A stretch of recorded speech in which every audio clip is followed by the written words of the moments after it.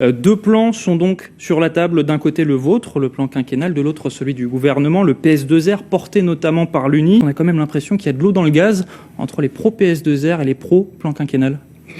Non, il ne peut pas y avoir d'eau dans le gaz. Je vais vous dire pourquoi. Pour une raison simple, c'est que le plan quinquennal s'adresse à l'État. On ne parle qu'à l'État, on ne parle pas de réforme économique, sociale ou fiscale. On demande à l'État trois choses. Première chose, de compenser les recettes fiscales et sociales en moins que perçoivent les collectivités calédoniennes et les régimes sociaux, de façon à ce qu'on puisse voter des budgets en équilibre.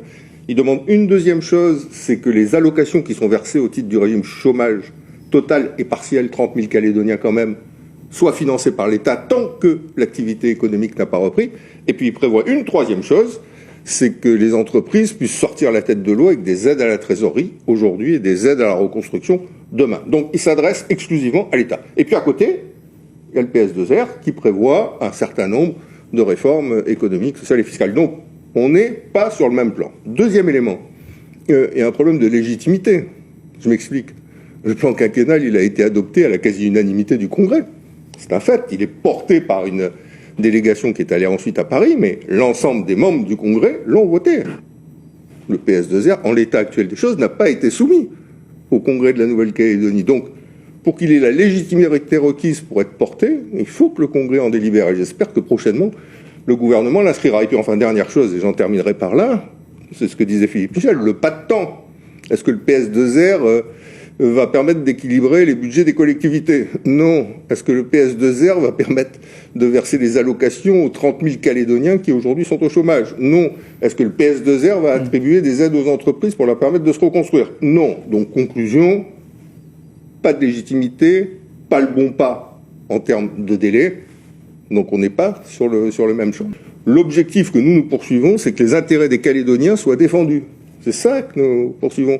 Or, l'État soutient le PS2R, pourquoi? Parce que le PS2R prend dans la poche des Calédoniens, alors que la résolution, elle prend dans la poche de l'État. Donc vous comprenez bien que l'État, entre prendre dans sa poche et soutenir le PS2R pour prendre dans la poche des Calédoniens, il a fait son choix. Pour vous, il est catégorique, il a déjà fait son choix, c'est clair. Il a fait son choix. D'ailleurs, il y a une proposition de convention qui est sur le bureau du gouvernement pour dire à quel point il a fait son choix et où il demande au Congrès et au gouvernement, au président du gouvernement plus exactement, de signer une convention dans laquelle il y a trois réformes. C'est l'État qui demande ça. L'État qui demande ça.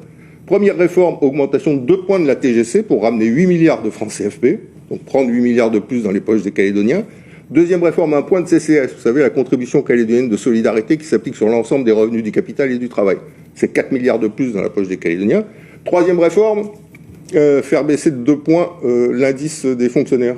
Donc conclusion, voilà ce à quoi nous amène le PS2R.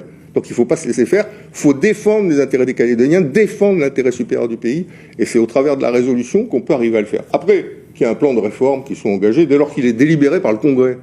Il a une légitimité pour être défendu. En l'état actuel, le PS2R ne l'a pas été. Mais est-ce que ce ne serait pas plus facile finalement de réunir les deux plans derrière un seul projet? Non, parce que nous, on tient à ce que l'État, c'est le sens de la résolution adoptée par le Congrès, assume ses responsabilités. On est dans une situation dans laquelle l'État nous a mis, 1, parce qu'il n'a pas nourri le dialogue politique, et qu'à la sortie, celui-ci est resté en jachère, 2, parce qu'il était incapable d'assumer l'ordre public. Donc l'État, comme ça a été le cas d'ailleurs après le cyclone Irma sur Saint-Martin et Saint-Barthélemy, où les dégâts étaient considérables, l'État a mis en place un plan quinquennal, et ce qu'on propose, c'est exactement la même chose que ce qui a été mis en place à ce moment-là, et ça va coûter 500 milliards sur les 5 prochaines années, parce qu'on ne va pas se relever du jour au lendemain du cataclysme économique et social dans lequel on est engagé. Un simple chiffre, en 2024, le budget de la Nouvelle-Calédonie aura été amputé de 80 milliards de francs CFP, un tiers des recettes en moins. Le gouvernement, l'État justement, qui a été au centre des critiques cette semaine lors du débat d'orientation budgétaire à la province sud, il manque 17 milliards, même plus, dans les caisses, et ça pourrait avoir des conséquences désastreuses, notamment sur les dispositifs sociaux. Qu'est-ce que vous inspire cette situation? C'est chronique d'un désastre annoncé. Enfin, nous, ça fait 3 mois. La résolution, elle a été engagée début août. Elle a été votée le 28 août. Enfin, ce que je veux dire, pour nous, il est clair que, vu le cataclysme qu'on est en train de subir, on ne va pas réussir à avoir les recettes fiscales nécessaires pour équilibrer nos budgets, on ne va pas avoir les cotisations sociales nécessaires pour équilibrer nos régimes sociaux. Donc ce qui s'est passé à la province sud se passera demain à la mairie de Nouméa et dans l'ensemble des communes, se passera demain dans les autres provinces. En clair, toutes les collectivités sont impactées à hauteur d'une réduction de leurs recettes entre 20 et 35%.